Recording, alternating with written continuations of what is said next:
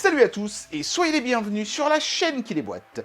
Vous aurez remarqué qu'une fois de plus, nous nous retrouvons dans mon sous-sol sombre et humide aujourd'hui, plutôt que dans ma salle de tournage habituelle. Et pour cause, aujourd'hui nous allons tester un objet beaucoup trop volumineux tout simplement pour rentrer dans ma salle de test habituelle.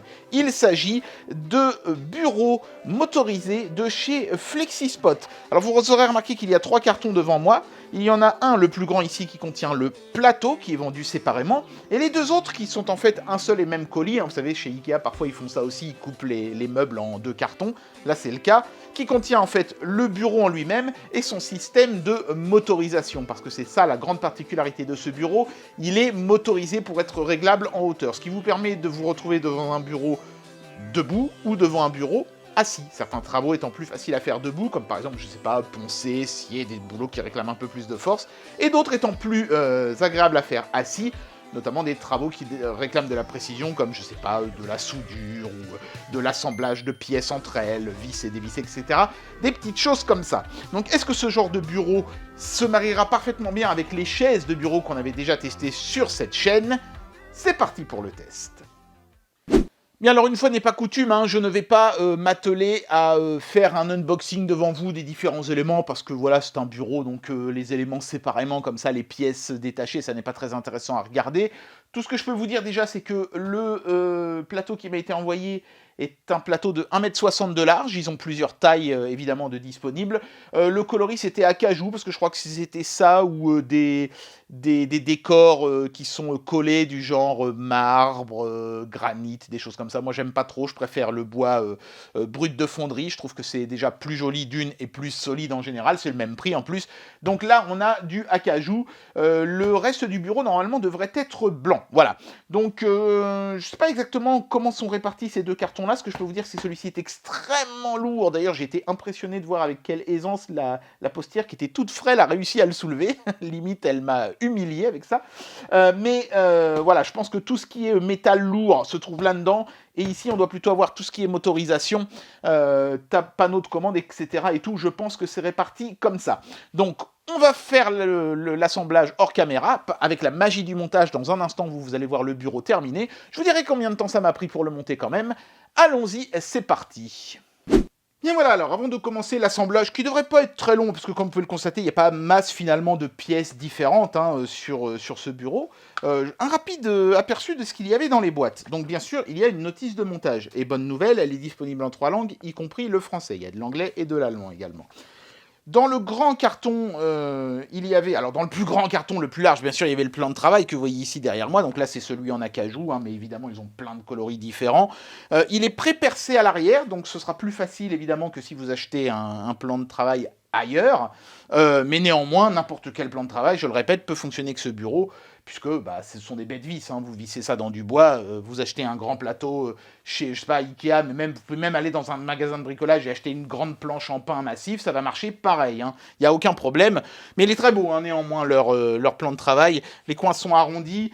C'était super bien emballé, puisque les angles en carton, je sais pas si j'en ai pas gardé un pour vous montrer, mais... Ah si, il y en a un là, attendez, excusez-moi, hop. Voilà, les angles en carton, c'est des angles renforcés avec des blocs de mousse à l'intérieur.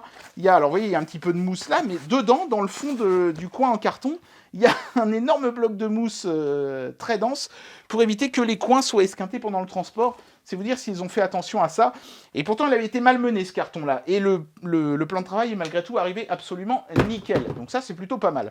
Donc dans le grand carton, qui n'était pas le plan de travail, il y avait ce que vous voyez devant moi, c'est-à-dire les pieds motorisés, ce sont ces deux éléments ici, le support transversal, auquel les deux pieds vont venir se fixer manifestement, et une goulotte passe-câble. On avait aussi le panneau de contrôle, que je vous montrerai en détail quand il sera monté, mais c'est un panneau de contrôle avec des contrôles tactiles qui est plutôt pas mal. Il y avait aussi la visserie et la sempiternelle clé Allen, que je vais certainement pas utiliser, parce que moi, je vais utiliser un outil motorisé beaucoup plus rapide.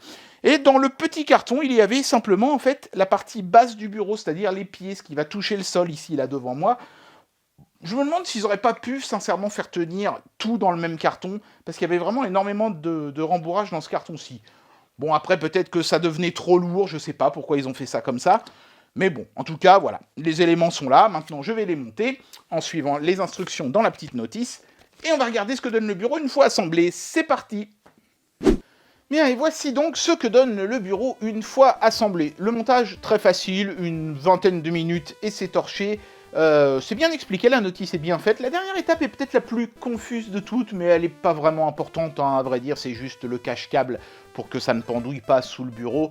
Une fois qu'on a compris qu'en fait, on vient prendre la plaque en tenaille entre les boulons au lieu de simplement la visser, je ne sais pas d'ailleurs pourquoi ils n'ont pas fait des bêtes trous dans la plaque pour qu'on la visse, je ne sais pas, mais enfin bon bref. Une fois qu'on a compris ça, le montage se fait vraiment très facilement. Et voilà ce que ça donne. Et bah franchement, je trouve que le plateau acajou sur les pieds blancs, ça fait un chouette contraste. Je ne regrette pas d'avoir choisi cette couleur. Un meuble tout blanc, ça aurait peut-être fait un peu bizarre, ça aurait fait un peu hôpital, j'ai peur. Donc, le panneau de contrôle se trouve sur la droite. Alors là, vous ne le voyez pas, mais je vais vous mettre des photos pour que vous puissiez le voir. Quand le bureau est en veille, rien ne s'affiche, mais dès que vous touchez un bouton, vous voyez la hauteur du bureau par rapport au sol, et ensuite vous contrôlez la hauteur avec les boutons flèche vers le haut et flèche vers le moins. Donc là il est dans la position la plus basse, évidemment celle qui est de base quand vous l'achetez parce que ça prend moins de place dans les cartons, et on va le déployer en le faisant monter. Donc là je suis à 60,5 cm du sol et je vais appuyer sur le bouton pour le monter jusqu'au maximum. C'est parti, vous allez pouvoir entendre en même temps le bruit que ça fait.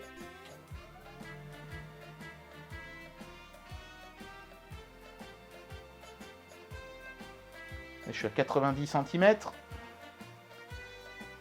1 mètre, donc là évidemment après vous êtes en position debout, ma tête va peut-être être coupée mais ce n'est pas grave, voilà, là je suis au maximum à 1,26 m, voilà, ça ne va pas plus haut, pourquoi 1,26 m je sais pas, peut-être parce que c'était prévu 1,25 m puis ils ont mis 1 cm de marge d'erreur, et puis alors quand on le redescend, ça redescend. Alors, le meuble est vraiment silencieux. On entend un petit bruit de moteur électrique, mais c'est tout. Et ce qui est sympa, c'est qu'il ralentit, il freine hein, quand il commence à arriver en bout de course, pour éviter, j'imagine, les soubresauts vis-à-vis des choses qui sont posées sur votre bureau. C'est bien vu, vous voyez, là, ça ralentit, et paf, on entend un petit cliquetis, donc il doit y avoir un petit switch d'arrêt, un peu comme sur les imprimantes 3D quand elles arrivent en bout de course. Et c'est nickel, franchement c'est impeccable. On peut mémoriser 2 positions, il y a un bouton mémoire, donc si vous avez envie de mémoriser votre position assise la plus confortable et votre position debout la plus confortable, vous pouvez le faire, vous avez 2 mémorisations, une pour la position debout, une pour la position assis. Et vous pouvez aussi mettre à jour le firmware du bureau et des choses comme ça en vous branchant en USB sur le côté. Voilà, donc franchement c'est absolument nickel. Je vais m'empresser d'aller mettre ce bureau dans mon atelier, ça va être la grande classe. Donc là, je suis bien confortable en position assise. Pour moi, il faut que je mette à peu près à 75 cm du sol. Je suis peut-être un petit peu haut là, je suis à 76,5. Voilà. On peut vraiment descendre avec une précision de 1 mm hein, si j'appuie à peine sur le bouton. Hop, voilà, bon, 1 ou 2 mm, parfois tout que ça descende 2 mm d'un coup, mais là j'ai réussi à me mettre pile poil à 75, donc impeccable, c'est la bonne hauteur pour moi. Et puis debout, je pense qu'il faut que je me mette à peu près, moi je fais 1m70, donc je pense qu'il faut que je mette à peu près 90, voire 1 mètre de hauteur, pas plus, sinon après ça va vraiment être inconfortable. Mais c'est super, hein, quand vous êtes assis, vous avez plus de précision pour faire des travaux de soudure ou des choses comme ça. Quand vous êtes debout, vous avez plus de force pour scier des trucs ou limer ou des choses comme ça. Donc, impeccable. Pensez à protéger votre bureau, mettre un petit truc sur le dessus. Vous allez dans un magasin de déco et vous achetez une toile cirée ou un truc machin comme pour protéger votre table. Ou au moins un boule-gomme ou un machin comme ça. Parce que franchement, ce serait dommage d'abîmer un aussi beau plan de travail. Mais ce bureau est vraiment une tuerie. Je suis super content de l'avoir reçu. Et bien voilà, c'était le test de ce magnifique bureau de chez Flexispot. Vous aurez remarqué que je n'ai pas fait de plus et de moins avantages et inconvénients d'un tel bureau. Bah, tout simplement parce que ce bureau n'ayant pas de défaut manifeste, il n'y a pas vraiment grand chose à dire. C'est un bureau mécanique, il monte et il descend, il le fait silencieusement. Il n'y a aucun problème avec ça. Il n'y a rien de vraiment extravagant à dire du côté positif et rien de négatif non plus à dire du côté négatif. Retenez juste que c'est un super beau bureau. J'espère que cette vidéo un peu inhabituelle dans ce cadre un peu particulier vous aura plu. Il y en aura d'autres, hein, des vidéos comme ça, notamment des vidéos live dans le sous-sol, parce que comme maintenant j'ai un bureau, je vais pouvoir mettre mon ancien bureau comme plan de travail permanent pour des projets qui peuvent s'étaler sur plusieurs semaines, et il va y en avoir, vous allez voir qu'il va y avoir des lives qui vont s'étaler sur plusieurs épisodes, parce que ça va être extrêmement long, et c'est ce bureau qui rendra ça possible. J'espère que cette vidéo vous aura plu, et moi je vous dis à très bientôt pour un prochain test. Allez, tchuss. Enfin, j'ai l'air d'un ministre là-dessus.